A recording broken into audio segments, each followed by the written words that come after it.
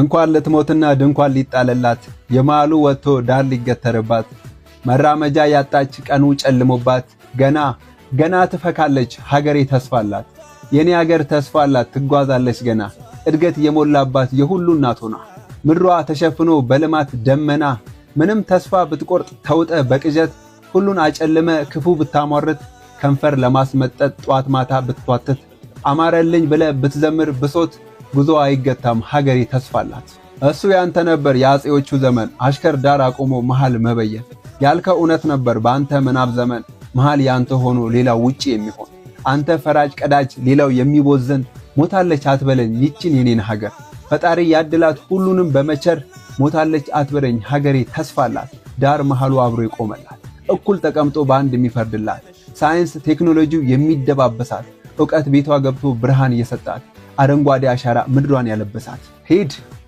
ለራስ አልቅስ ድንኳን ትከልና እርምህንም አውጣ መሰሎችን ጥራና በኔ ሀገር አይኖርም የበደል ደመና ብትፈልግ ወኡበል አስነካው ጩኸት ብቻህን አትበላም ደግመ የትናንቱን ሀገር ሞቷል አትበል አንተ ራስህ ሞተ ጥቅም በማጋበስ በስስት ተለክፈ ሞታለች አትበለኝ በሞት አንደበት በነተበ አእምሮ በአገሬ ሞት ፈርደ ብር ለመሰብሰብ ሆድን አሰልተ ሞታለች አትበለኝ ይችን የኔን ሀገር ፍቅር የሞላባት የደጋጎች ምድር ችግር ቢደራረብ ጠላት ቢበዛባት በአንዳንድ አሻው ፈልቶ ሰላማን ቢያውኳት ንጹሃንን ገድለው ሞት እየጠሩ ተስፋ ቢያስቆርጧት አትነቃነቅም ሀገሬ ብርቱ ናት ሞቶ የሚያኖራት እልፍ አላፍ ጀግናላት ይልቅ ልብ ግዛ ተመከር ተዘከር አታማርትባት በ30 ዲናር በሺህ ድንኳን ተክለህ ኡበል ለራስህ ሀገሬን ግን ተዋት አትንካት በሟርት ገደል አትቅበራት በጨለማ አይምሮ በሺህ ድንኳን ተክለህ ተቀመጥ ለራስህ አርቅስ ጥቁር ልብስ ለብሰህ በሀገሬ ሞት ግን በጥቅም አትንገስ እንኳን ለትሞትና ድንኳን ሊጣልባት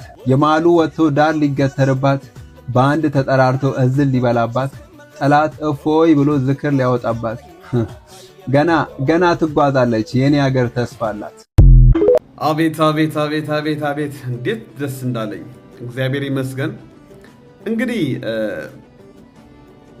ትልቅ ነውጥ ካለ ለውጥ ስላለ ነውና አብይ አህመድ ክቡር ጠቅላይ ሚኒስትር ዶክተር አብይ አህመድ በዚህ ጊዜ ብዙ ፈተና ገጥሞበታል በዚህ ፋኖ በዚህ ቲፒኤልኤፍ በዚህ ሻዕቢያ በዚህ ግብጽ በዚህ ቴዲ አፍሮ በዚህ ጀዋር በዚህ ብዙ ጠላቶች በዙበት ኤአይ ራሱ የተዋጋው ነው ምክንያቱም በኤአይ ቪዲዮ የሰሩ ድምጽ ኤዲት ያደረጉ ብዙ ነገር ነው የሚዋጉትና እንግዲህ ያሳዝነኛል ክቡር ጠቅላይ ሚኒስትር ዶክተር አብይ ይዘው የመጣ ራዕይ ብልጽግና ለኢትዮጵያ ብቻ ሳይሆን ለኛም ለኤርትራኖች የሚጠቅም ራዕይ ነው እሱ የተነሳው መነሳት ዩኒቲ ፓወር ይዞ ነው የመጣ ግን የሚረዳው ሰው አጣ የሚያግዘው ሰው አጣ እንጂ ኢትዮጵያና ኤርትራ አንድ አድርጎ ትልቅ የምትፈራ ሀገር የማድረግ ነው ሐሳቡ አብይ አህመድ ግን የሚያግዘው ሰው አጣ እኔ እረዳበታለሁ በደንብ አድርጌ ነው የምረዳው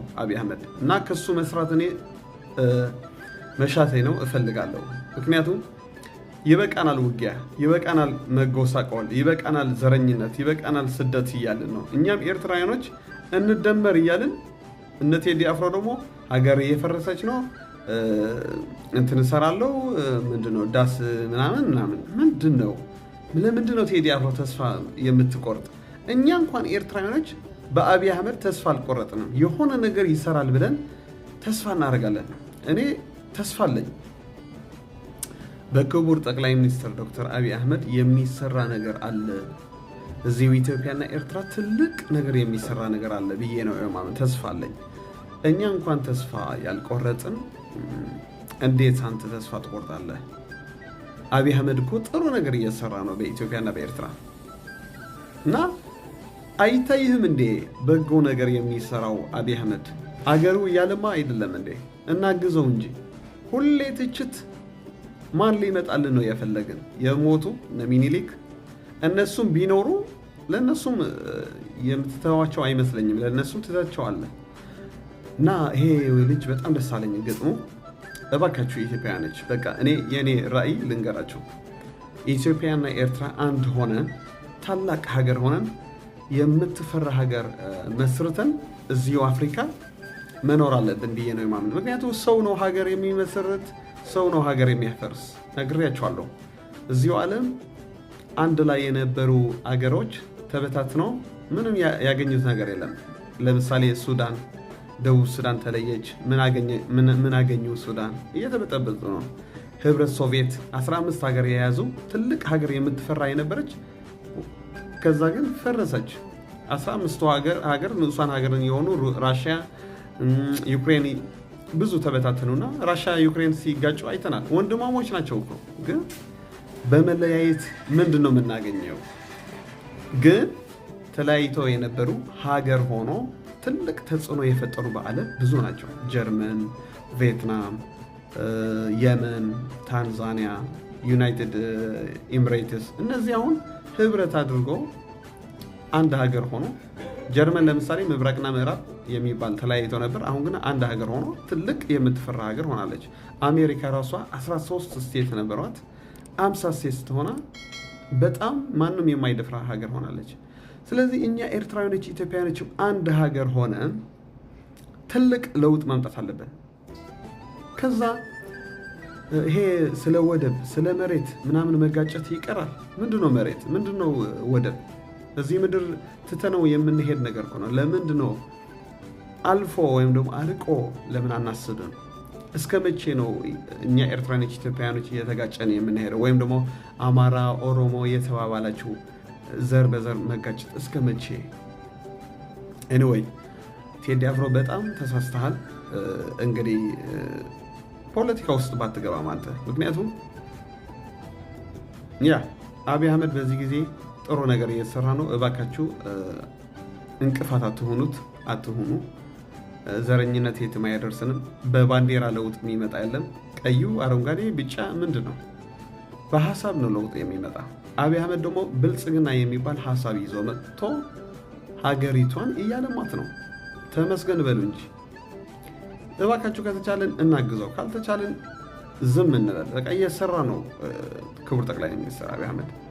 ስለዚህ ተስፋ ቆርጣችሁ ራሳችሁ ተስፋ አታስቆርጡት።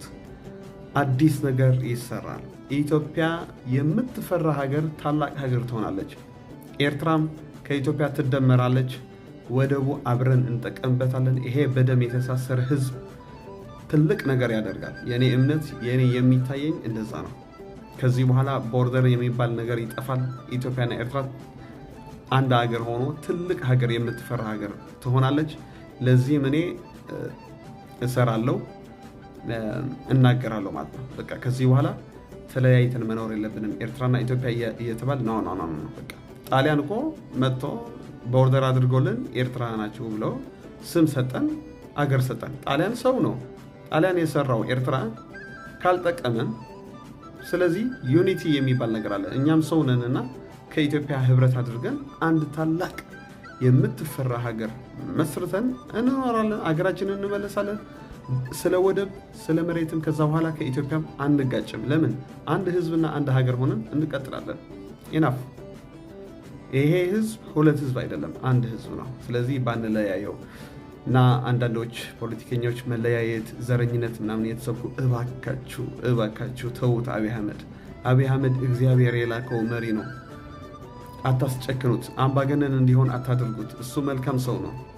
የሚያግዘው ሰው ግን አጣ። ክፉ ሰው አይደለም። ክፉ ሰዎች ቲፒኤልኤፍ ሻዕቢያ ናቸው። እናንተ ናችሁ ወደ ችግር የምታስገቡት ይሄ ሰውዬ እንጂ እሱ መልካም ሀሳብ ነው የነበረበት። አልፈልግም ውጊያ እያለ እኮ ነው። አገራችንን እናልማ እያለ እኮ ነው። የሚረዳው ሰው ግን አጣ። ስለዚህ እኔ አብይ አህመድ በጣም ነው የምወደው፣ በጣም ነው የምደግፈው። ይሄ እንደመር የሚል ራዕይ የአብይ አህመድ እኔም እጋራዋለሁ እንደ አንድ ኤርትራዊ። በቃ ድሮ ኤርትራውያኖች ከኢትዮጵያ አብረን ነበር የምንኖረው። ጀነራል አማን አንዶም ይባል ነበር፣ አሁን ባለስልጣን። ለኢትዮጵያ ለትንሽ ጊዜ እኮ መርቷት ነበር ከኃይለ ሥላሴ ጊዜ በኋላ መሰለኝ። ኳስ ተጫዋቾችም ኤርትራውያኖችም ከኢትዮጵያ አብረው ስለ ኢትዮጵያ ይጫወቱ ነበር ኳስ። ይሄ ዘመን መምጣት አለብን። አብረን መኖር አለብን። ጥላቻ፣ ዘረኝነት፣ መለያየት አያስፈልገንም። ኤርትራውያኖችና ኢትዮጵያዎች ደም መለዋወጥ እንጂ ደም መፋሰስ ይበቃናል። ተሞክረዋል። 30 ዓመት ውጊያ ሀገር ሆና ኤርትራ የመጣ ለውጥ ነገር የለም። ሁሉም ኤርትራዊ አሁን ኢትዮጵያ እየኖረ ነው። በቃ ኤርትራ ሀገር ሆና የመጣ አዲስ ነገር የለም። የባሰ ጠፍተናል፣ ተበታትነናል። ስለዚህ ሻዕቢያና ቲፒኤልኤፍ ስነ ስርዓት ይይዛሉ፣ ይወገዳሉ። አብይ አህመድ ይቀጥላል። ብልጽግና ኤርትራ ላይም ያስፈልገናል፣ ትግራይም ብልጽግና ያስፈልገዋል። ስለዚህ ለዚህ ራዕይ ለዚህ አብይ አህመድ ይዘው የመጣ ብልጽግና እንቅፋት የምትሆኑ ሰዎች ከአብይ አህመድ አይደለም ውጊያችሁ ከእግዚአብሔር ነው። ምክንያቱም እግዚአብሔር ነው ያስነሳው ክቡር ጠቅላይ ሚኒስትር አብይ አህመድ። ዳትስ ዋይ ነው እኛ ደግሞ የምንደግፈው ማለት ነው። ስለዚህ ትደክማላችሁ፣ ብትዘፍኑ ብትገጥሙ ምንም አትደርሱም። ኢትዮጵያና ኤርትራ እጅ ለእጅ ተያይዘን አንድ ሀያል ሀገር እናደርጋታለን። በአፍሪካን በዓለም የሚፈራ ህዝብ እንሆናለን። ይሄ ነው ራዕያችን። ከፈለጋችሁ ኑ ከኛ ጋር ስሩ፣ ካልሆነ ግን ዝም በሉልን። ብትዘፍኑ ብትገጥሙ የምታደርጉት ነገር የለም። እኛና ኢትዮጵያና ኤርትራ ወደፊት እንሄዳለን ከአብይ አህመድ። ሼር፣ ፎሎው፣ ላይክ አድርጉልኝ።